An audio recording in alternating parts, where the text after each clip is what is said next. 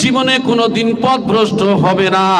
একটা হলো আল্লাহর কোরআন, অপরটা হলো সুন্নাত রাসূল। নাই যত তুমি দান করো না ভাই, আমরা মনে করি নামাজ পড়ি না তা কি হয়েছে, আমার বাম্মারা গেছে, বাম্মারা যাওয়ার পরে আমাকে ডেকে নিয়ে গেছেন, ডাকার পরে আমি দোয়া করে দিচ্ছি রব্বানা যালামনা, ওগো আল্লাহ। ওর চলে আসো, ওই কোলটা পুরো বুক করলাম, নতুন জায়গা সব দাঁড়িয়ে রয়েছে। চলে আসুন ভাই, সেপে চলে আসুন, একদম সামনে চলে আসুন।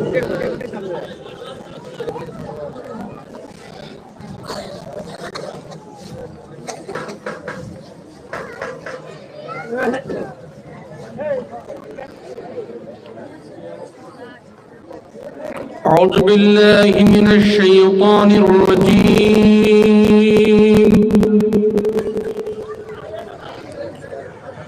بسم الله الرحمن الرحيم.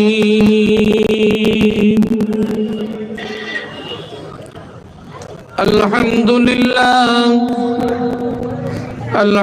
لله نحمده ونستعينه ونستغفره ونؤمن به ونتوكل عليه. أعوذ بالله من شرور أنفسنا ومن سيئات أعمالنا. من يهده الله فلا مضل له ومن يضلله فلا هادي له. ونشهد أن لا إله إلا الله وحده لا شريك له. ونشهد أن سيدنا ومولانا محمدا صلى الله تعالى عليه وسلم عبده ورسوله. أما بعد، فأعوذ بالله من الشيطان الرجيم. بسم الله الرحمن الرحيم. وما أرسلناك رحمة للعالمين. وقال النبي صلى الله عليه وسلم في حديث الشريف عن جابر رضي الله تعالى عنه قال لعن رسول الله صلى الله عليه وسلم آكل الربا وموكله وكاتبه وشاهديه وقال هم سواء. وقال الله تعالى في كلامه المجيد والفرقانه الحميد: إن الله وملائكته يصلون على النبي يا أيها الذين آمنوا صلوا عليه وسلموا تسليما. اللهم صل على গলা ছেড়ে পড়েন না, গলা ছেড়ে জোরে জোরে পড়েন।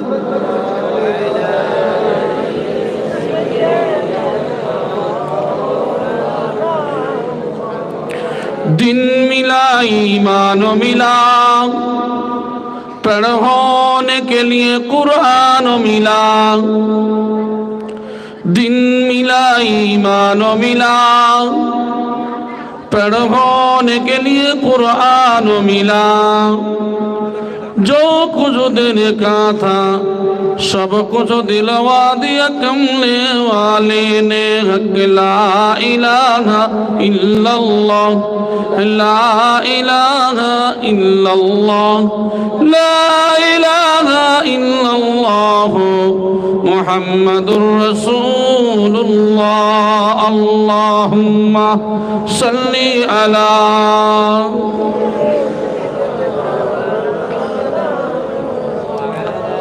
ওয়া আলা আলি সাইয়্যিদিনা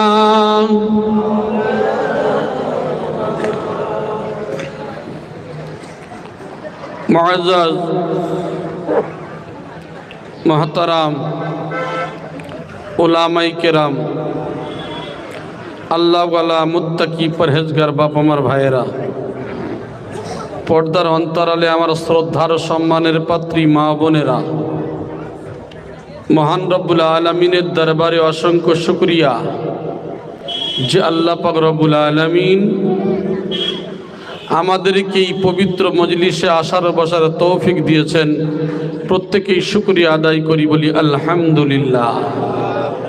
সেই মহামানব রসুল পাক সাল্লাল্লাহু আলাইহি ওয়াসাল্লামের দরবারে প্রত্যেকের কোটি কোটি দরুদ ও সালাম বর্ষিত হোক। প্রত্যেকেই বলি আল্লাহুম্মা আমিন, আল্লাহুম্মা আমিন। ভাই আমার, এই মা বোনের আপনারা চুপ করেন। মেয়েদের মধ্যে গল্প হচ্ছে অনেক বেশি। মহিলাদেরকে বলছি, গল্প যদি করতে হয় বাড়ি চলে যাও, বাড়ি গিয়ে গল্প করতে পারবে ভালো। আল্লাহর কোরআন বলছে, ওয়া ইযা কুরিয়াল কুরআন ফাসতামিউ লাহু ওয়া আনসিতু লাআল্লাকুম তুরহামুন। যেখানে কোরআনের কথা হয় তোমরা চুপ থেকো এবং মনোযোগ সহকারে শোনো, তাহলে তোমাদের উপরে কি হবে? আল্লাহর রহমত বর্ষণ হবে। তো কোরআন শুনতে এসে কোরআনের মজলিসে বসে যদি যত খালাতো বোন মামাতো বোনের গল্প যদি হয়, সংসারের গল্প সারাদিন তো আর হয় না কোনো জায়গায়। যাক, এই উরুস্কুল হোক আর জলসা হোক, এটাই সুযোগ। এই সুযোগে এসে ওয়াজ নসিহত শুনতে এসেছে, কিন্তু কি করছি আমরা? গল্প শুরু করে দিয়েছি। সংসারে কার সংসারে কি হয়, কার সংসারে কি হয়, এই গল্প গুজব, এই হলো সুযোগ। ও ভাই জানেরা, কান খুলে খেয়াল করে শুনুন। আল্লাহর মালাইকা ফেরেশতারা তারা এই মজলিসকে বেষ্টন করে আছেন।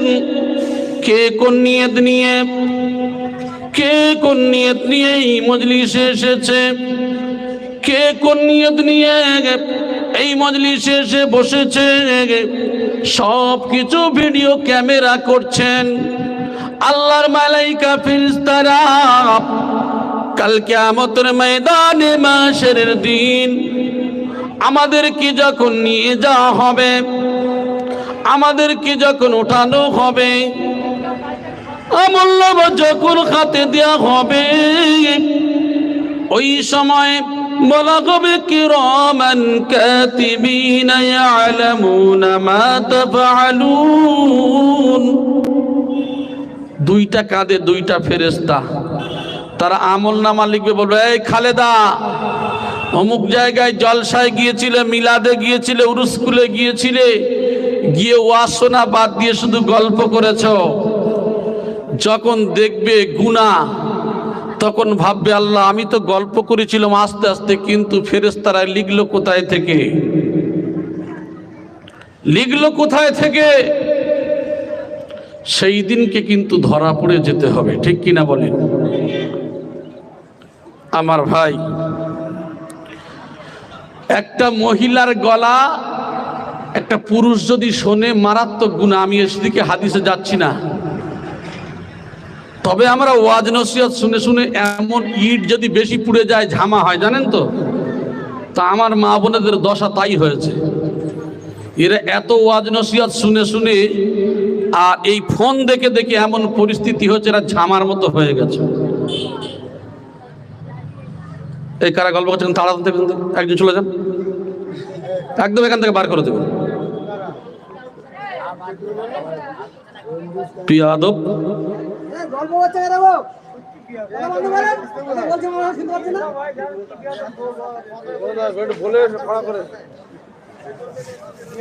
বিয়া তো বাচ্চা বিয়া দেবে তো। বিশ্বের কোন জায়গায় এরকম ইতিহাস ঘটেনি তো আজ পর্যন্ত। এখানে এসে গল্প করতে এসছো? আচ্ছা আচ্ছা আচ্ছা। আল্লাহ পাক রব্বুল আলামিন বলেন, ওয়ামা আরসালনাকা ইল্লা রাহমাতাল লিল আলামিন।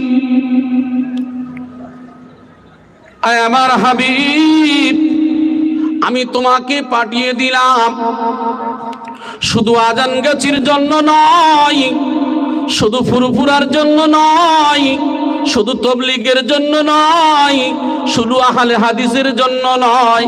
ও রাসূল, আমি তোমাকে পাঠিয়ে দিলাম গোটা বিশ্বের জন্য করুণাময় করে, গোটা বিশ্বের জন্য দয়াময় করে। জোরে বলেন সুবহানাল্লাহ। আমার আপনার নবী তিনি আসলেন একটা দল একটা সিলসিলার জন্য নয়। যে নবীর সম্পর্কে বলা হলো ইনি হলেন শ্রেষ্ঠ নবী, সেই নবীকে আল্লাহ পাঠালেন। আর আল্লাহ জানিয়ে দিলেন, ও রাসূল, তুমি বিশ্বের মানব দিগকে কিভাবে ডাকবে? শুধু আজান গাছির ডাকবে না, শুধু ফুরফুরার, শুধু তবলিগকে ডাকবে না, আহলে হাদিস। আল্লাহ জানিয়ে দিলেন, ওয়ামা আরসালনাকা ইল্লা কাফাতাল লিন্নাসি বাশীরাও ওয়া নাযীরা ওয়ালাকিন্না আকসারান নাসি লা ইয়ালামুন। ও আমার হাবিব, আমি তোমাকে পাঠিয়ে দিলাম গোটা বিশ্বের জন্য সুসংবাদদাতা ও সতর্কীকরণ করি। বিশ্বের মানব দিগকে সুসংবাদ দেবে এবং সতর্ক করবে। কাদের জন্য সতর্ক? ওয়ালাকিন্না, কিন্তু আকসারান নাস, অধিকাংশ মানুষেরা, লা ইয়ালামুন, তারা জানে না। যারা জানে না তারা অজানার কারণে অন্যায় করবে। নবী তাদেরকে তুমি সতর্ক করো। তাহলে আল্লাহর রাসূল আসলেন, কোন দল কোন সিলসিলা দেখলেন না। আল্লাহর নবী আসলেন গোটা বিশ্বের জন্য। যারা ভুল পথে গিয়েছিল তাদের সুপথ দেখানোর জন্য এসেছিলেন। বিশ্বের মানব দিগকে সত্যের দাওয়াত দিয়েছিলেন।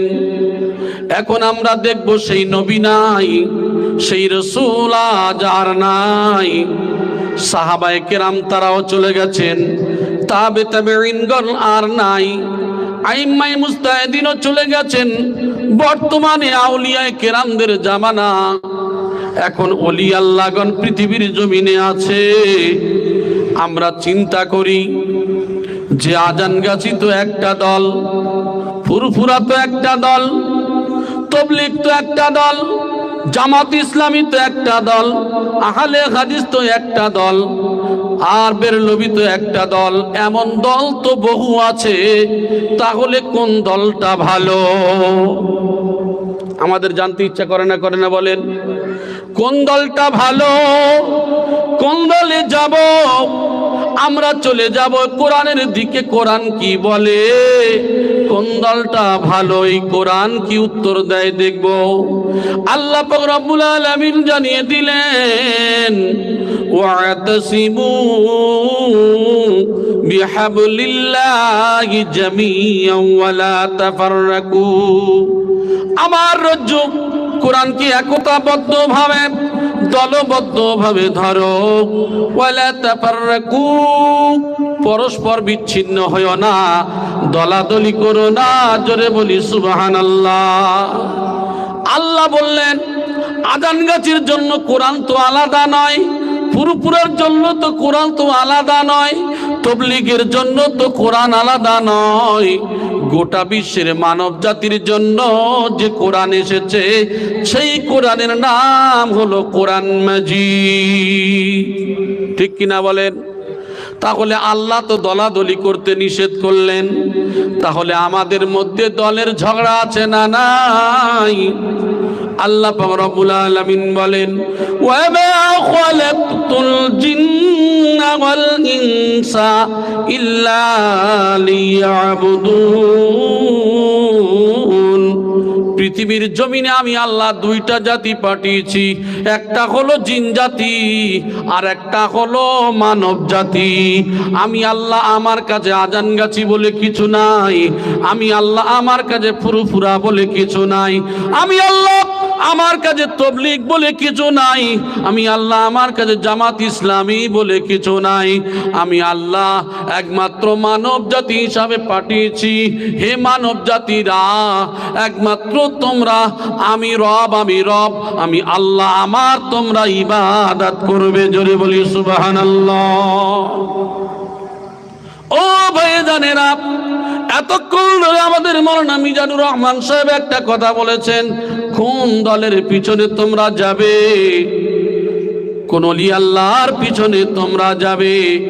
সুফি মুফতি আজান গাছি রহমাতুল্লাহ আলাইহি তিনি এই কথা বলেছেন, বাবা কোন দল কোন জামাত তোমার ছাড়তে হবে না বাবা, একমাত্র আল্লাহর হুকুম মেনে নেবে আর নবীর তরিকা অনুযায়ী চলবে। যেখানেই তুমি থাকো না কেন গোটা বিশ্বের ওলি আল্লাহর মানা হয়ে যাবে। আমার ভাই জানেরা, যদি কোনো মানুষ কোরআনের হুকুম মতো চলে, যদি কোনো মানুষ নবীর তরিকা অনুযায়ী চলে, গোটা বিশ্বের যত উলামায়ে হকরা এসেছেন, আল্লাহ ওয়ালা বুজুর্গানে দিনেরা এসেছেন, তাদের একটাই উদ্দেশ্য, অন্য কোনো উদ্দেশ্য নয়। মানুষ কিভাবে কোরআনের হুকুম মতো চলবে আর নবীর তরিকা অনুযায়ী চলবে, এটাই প্রত্যেকের জীবনের কষ্ট ছিল, ঠিক কিনা? আল্লাহর নবী শেষ বছরে জানিয়ে দিয়েছেন, তোমরা দুইটা জিনিস আঁকড়ে ধরবে, জীবনে কোনোদিন পথভ্রষ্ট হবে না। একটা হলো আল্লাহর কোরআন, অপরটা হলো সুন্নাত রাসূল। সেই জন্য করে মুফতি আজান গাছি রহমাতুল্লাহ আলাইহি জানিয়ে দিয়েছেন, ও বাবা তুমি ফুরফুরা করো, ছাড়তে হবে না। ও বাবা তুমি তবলিগ করো, ছাড়তে হবে না। ও বাবা তুমি জামাত ইসলামী করো, ছাড়তে হবে না। তবে বাবা তোমার জীবন থেকে দুইটা জিনিস যেন না ছেড়ে যায়, একটা হলো আল্লাহর কোরআন, অপরটা হলো সুন্নাত রাসূল। এই দুইটা জিনিস আঁকড়ে ধরবে, তোমার জীবনের জন্য এটাই যথেষ্ট।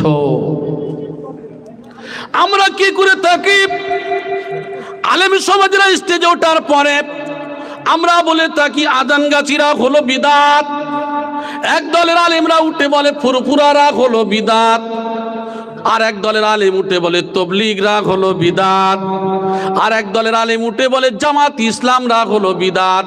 আচ্ছা, এই ফোনের মধ্যে এখন ঝগড়া হয় না কথা বলেন? আলেমে আলেমে ঝগড়া, দলে দলে ঝগড়া আছে না নাই? আমি আবার ছোট্ট জ্ঞানে, ক্ষুদ্র জ্ঞানে বলি, যারা এই সমস্ত তর্কাতর্কি করে ঝগড়া করে, এদেরকে আমরা মনে করি প্রকৃত জ্ঞান, হাদিস কোরআনের জ্ঞান এদের মধ্যে নাই। তার কারণ হলো এটা, বর্তমানে আমরা যে ঝগড়া করি, আরে আজান গাছি হলেও তো ভাই, ফুরফুরা হলেও তো আমাদের ভাই, তবলিগ হলেও তো আমাদের ভাই, জামাত ইসলামী হলেও তো আমাদের ভাই। একমাত্র আমাদের কাজ হলো কোরআনের হুকুম মতো চলা আর নবীর তরিকা অনুযায়ী চলা। এই দুইটো উদ্দেশ্য তো আমাদের থাকা উচিত ছিল।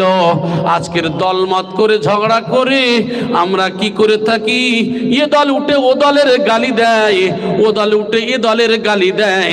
এগুলি ভণ্ডামি ছাড়া কোনো কিছু নয়। আল্লাহ পাক রব্বুল আলামিন আমার আপনার হাবিবকে পাঠিয়ে দিয়ে শিখিয়ে দিলেন, ও রাসূল কিভাবে বিশ্বের মানব দিগকে তোমরা দাওয়াত দেবে। উদউ ইলা সাবিলি রাব্বিকা বিল হিকমা ওয়াল মাউইযাতিল হাসানা ওয়াজাদিলহুম বিল্লাতী হিয়া আহসান। উদউ তোমরা ডাকো, ইলা সাবিলি রাব্বিকা তোমার স্রষ্টার দিকে, আল্লাহর দিকে ডাকো। কেমন করে ডাকবে? আল্লাহ বললেন ওয়াল হিকমা, হিকমতের সঙ্গে, ওয়াল মাউইযাতিল হাসানা উত্তম উপদেশ দিয়ে, ওয়াজাদিলহুম বিল্লাতী হিয়া আহসান, এবং উত্তম যুক্তি তর্ক দিয়ে জোরে বলি সুবহানাল্লাহ। আল্লাহ তাও শিখিয়ে দিলেন কিভাবে ডাকবে বিশ্বের মানব দিগকে। আর আমরা ডাকি কিভাবে? আমরা এ দল ও দলের গালি দিই, ও দল এ দলের গালি দিই। আমাদের কাজ হলো শুধু গালি দেওয়া। ও ভাই জানেরা, সেই জন্য করে মুফতি আজানগাছি রহমাতুল্লাহ আলাইহি হুঁশিয়ার করেছেন যে এই জায়গায় এই মেম্বারে রাসূলের কাছে দাঁড়িয়ে তোমরা ফুরফুরার বিরুদ্ধে বলতে পারবে না, তাবলীগের বিরুদ্ধে বলতে পারবে না, জামাত ইসলামের বিরুদ্ধে বলতে পারবে না, তোমরা কোন দল কোন সিলসিলার বিরুদ্ধে বলতে পারবে না। একমাত্র কোরআন আর হাদিস তোমরা জানাবে কে কতটুকু ভালোর মধ্যে আছে, কে কতটুকু খারাপের মধ্যে আছে, সেইটুকুই সে নিজেই থেকে পরিবর্তন করার চেষ্টা করবে। বিশ্বের কোন সিলসিলা বা বিশ্বের কোন দল, আল্লাহওয়ালা বুজুর্গানে দিন যারা আছে, এদের কোনো ভুল নাই। এদের উদ্দেশ্যটা হলো একটাই, কিভাবে মানুষ আল্লাহর হুকুম মতো চলবে, কিভাবে মানুষ নবীর তরিকা অনুযায়ী চলবে। এই জন্য করে আমার আপনার রাসূল এসেছিল শুধু আজানগাছির জন্য নয়, শুধু ফুরফুরার জন্য নয়, শুধু তাবলীগের জন্য নয়। আমার আপনার নবী এসেছিল বিশ্বের জন্য। আমার আপনার রাসূল এসেছিল সূরা হাজাবের আয়াত নম্বর 40, সূরা আম্বিয়ার আয়াত নম্বর 107, সূরা সাবার আয়াত নম্বর 28, বুখারী শরীফের প্রথম খণ্ডের কিতাবুস সালাতের ফসল নম্বর 429, হিন্দু ভায়াতের পুরাতি সারাগের 13 খণ্ডের 13 নম্বর অধ্যায় 10 থেকে 27 নম্বর লাইন, কলকি পুরাণের দ্বিতীয় অধ্যায়ের 4, 5, 6, 7, 11, 17 নম্বর লাইনের মধ্যে উল্লেখ করা আছে আল্লাহর নবী বিশ্ব নবী তিনি এসেছেন গোটা বিশ্বের জন্য। আল্লাহর নবী আসলেন গোটা বিশ্বের কুপথগামী মানুষদের সুপথ দেখানোর জন্য। তাই তো নবী আমার আসার পরে কোন দল কোন সিলসিলার উদ্দেশ্যে শুধু আসেন নাই, তিনি গোটা বিশ্বের মানব জাতির জন্য এসেছেন। জোরে বলি সুবহানাল্লাহ। তাই তো আল্লাহ পাক রব্বুল আলামিন ওই রাসূলকে জানিয়ে দিলেন, ও রাসূল, সর্বপ্রথমে তোমার নামাজ নয়, রোজা নয়, যাকাত নয়, হজ নয়, ও রাসূল সর্বপ্রথমে তুমি হালাল খাবে, তারপরে তোমার কাজগুলি হবে সৎ কাজ হবে। ইয়া আইয়ুহার রাসূল কুলু মিনাত তাইয়্যিবাতি ওয়া আমালু সালিহান। হে রাসূল সর্বপ্রথমে হালাল খাও, তারপরে সৎ কাজ করো। আল্লাহ রসুলকে সাবধান করলেন, আগে তুমি পবিত্র মাল খাবে, তারপরে তুমি সৎ কাজ করবে। ও ভাই জানেরা, ওই হাদিসটাকে নিয়ে মুফতি আজানগাছি রহমাতুল্লাহ আলাইহি বলেছেন, ওই হাদিসটাকে নিয়ে ফুরফুরা শরীফে হযরত আবু বকর সিদ্দিক রহমাতুল্লাহি আলাইহি ওই কথা তুলে ধরেছেন। হাজী ইমদাদুল্লাহ মুহাজিরে মক্কি রহমাতুল্লাহি আলাইহি তিনি ওই কথাই তুলে ধরেছেন। আশরাফ আলী থানভী, কাসিম নানুতুবি, যত বিশ্বের যত তগড় আল্লাহওয়ালা বুজুর্গানে দিনেরা, তারা ওই একই কথা তুলে ধরেছেন। বিশ্বের যত আল্লাহওয়ালা বুজুর্গানে দিন, আসলে কোরআন হাদিস তো সবার জন্য সমান, ঠিক কিনা? আপনাদের জানা ইতিহাস, মুজাহিদ জামানের ইতিহাস আপনারা জানেন। হযরত আবু বকর সিদ্দিক রহমাতুল্লাহি আলাইহি একটা সুদখোরের বাড়ি খেয়ে নিয়েছেন, বুঝতে পারেন নাই। পরে বুঝতে পেরেছিলেন ইনি সুদখোর। নিজের জুব্বাটা খুলে দিয়ে এসেছিলেন, বাবা আমি টাকাটা পাঠিয়ে দেব, আমার জুব্বা ফিরিয়ে দিও। আর একটু জোরে বলি সুবহানাল্লাহ। ওলি আল্লাহ কারে বলে? আমার বলার উদ্দেশ্য হলো বিশ্বের যত কামেল ওলি আল্লাহগণ রয়েছেন, কামেল ওলি আল্লাহ সে ফুরফুরা হোক আর আজানগাছি হোক, এদের সম্পর্কটা আছে এক জায়গায়। জোরে বলেন সুবহানাল্লাহ। কিন্তু আমি বলছি সম্পর্ক এক জায়গায়, কিন্তু আমাদের দলের অনেক আলেমরা তারাও তো বলে আজানগাছি হলো বিদআত, আজানগাছি করা যাবে না। বলে কোন কারণে আজানগাছি করা যাবে না? কেন? কারণটা হলো আজানগাছিরা বলে গাছে উঠে আজান দিয়েছিল, বলে না? বলে না? কথা বলেন, এটা ডাহা মিথ্যা কথা। কি বললাম? ওই একজন আলেম উঠে স্টেজে উঠেই কথাই বলে ফেললো আজানগাছি গাছে উঠে আজান দিয়েছে। এই যে মিথ্যা কথা না জেলে বলে ফেললো, এটা গুনাহ না নেকি কথা বলেন? তাহলে তাকে, সে তো আমাদের ভাই, সে জানে না ভুল বলে ফেলেছে, সেই ভাইকে গীবত করা যাবে না, ঠাট্টা করা যাবে না, দূরে সরিয়ে দেওয়া যাবে না, সে তো আমাদের ভাই। কারণ আজান গাছি রহমাতুল্লাহ আলাইহি গাছে উঠে আজান দেন নাই, ওই গ্রামে তার বাড়ি। সেই সময় একজন বুজুর্গ ছিলেন যিনি গাছে উঠে আজান দিয়েছিলেন, আর ওই গ্রামে আজান গাছি রহমাতুল্লাহ আলাইহির জন্ম বলে তাই গ্রামের নামে বিখ্যাত। ও ভাইজানেরা, আজান গাছি রহমাতুল্লাহ আলাইহি আমরা যারা বলে থাকি এরা হলো বিদআতি দল, এই দল করা যাবে না। আমি তাদের উদ্দেশ্যে আপনাদের কানে শুনিয়ে দিই, কারণ এদেরকে কেন বিদআতি বলা হয় জানেন? এই মজলিসে বসলে হুকুম হলো বাবা ওযু অবস্থায় 2 রাকাত নফল নামাজ পড়ে তুমি যে এখানে এসেছো। অনেক মানুষ আছে চায়ের দোকানে আড্ডা দেয়, অনেক মানুষ আছে বাজারে ঘাটে আড্ডা দেয়, অনেক মানুষ আছে রাস্তাঘাটে আড্ডা দেয়। আর আল্লাহর কিছু মেহবুব বান্দা, এরা কিছু বুঝুক আর না বুঝুক, এরা কোরআনের মজলিসে এসে বসে পড়েছে। এই সমস্ত ব্যক্তি আমরা যারা এখানে আসতে পেরেছি, ওগো আল্লাহ, এইটা জায়গাটা তো আপনার রাসূল বলেছে জান্নাতের বাগান। জোরে বলেন সুবহানাল্লাহ। এই জান্নাতের, দুনিয়ার জান্নাতের বাগানে যেমন সবাই আসতে পারে না, তাহলে মরণের পরে ওই জান্নাতে সবার ভাগ্যে জুটবে না। আল্লাহর নবী যখন বলেছেন মিথ্যা না সত্য কথা বলেন, রাসূল যখন বলেছেন এই জায়গাটা হলো জান্নাতের বাগান, তাই তো সুমি মুফতি আজান গাছি রহমাতুল্লাহ আলাইহি বলল, বাবা এই জান্নাতের বাগানে যখন বসবে গো, 2 রাকাত নফল নামাজ ওযু সেরে পড়বে, আল্লাহর কাছে শুকরিয়া আদায় করবে। আল্লাহ, আপনার বান্দারা কেউ চায়ের দোকানে আড্ডা দেয়, কেউ বাজারে ঘাটে আড্ডা দেয়, আল্লাহ তুমি আমার কবুল করে নিয়ে জান্নাতের বাগানে বসিয়ে দিয়েছো। এই জন্য করে 2 রাকাত নফল নামাজ আমি পড়লাম। ওগো আল্লাহ, তোমার শুকরিয়া, তোমার শুকরিয়া। আল্লাহর কোরআন বলছে, লাইন শাকারতুম লাজিদান্নাকুম ওয়া লাইন কাফারতুম ইন্না আযাবি লাশাদীদ। বান্দা, তোমরা আমার নিয়ামতের শুকর গুজারি করো, আমি আল্লাহ আর রহমত বাড়িয়ে দেব। জোরে বলেন সুবহানাল্লাহ। আচ্ছা, এক শ্রেণীর মানুষ যারা গল্প গুজব করে, আর আমরা যারা এখানে এসে বসেছি, তাদের সঙ্গে আমাদের মর্যাদা পার্থক্য আছে না নাই? কথা বলে আমার ভাই।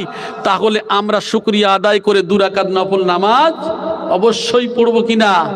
এইটাই বলেছেন যে বাবা তুমি ওযু সেরে 2 রাকাত নফল নামাজ পড়ে এই মজলিসে বসবে। ও বাবা, কোরআনের কথা শোনা মানে আল্লাহর সঙ্গে কথা বলা, রাসূলের হাদিস শোনা মানে, রাসূলের হাদিস শোনা মানে রাসূলের হাদিসের, রাসূলুল্লাহ সাল্লাল্লাহু আলাইহি ওয়াসাল্লামের সঙ্গে কথা বলা। তাহলে যে আল্লাহর সঙ্গে কথা বলে, রাসূলের সঙ্গে কথা বলে, সেই মানুষটা কতটা নত হয়ে কথা বলতে হবে। দুনিয়ার পুলিশের সামনে কোনো আসামি মস্তানি করে কথা বলে বলে মনে হয়? কথা বলেন কেন বলে না?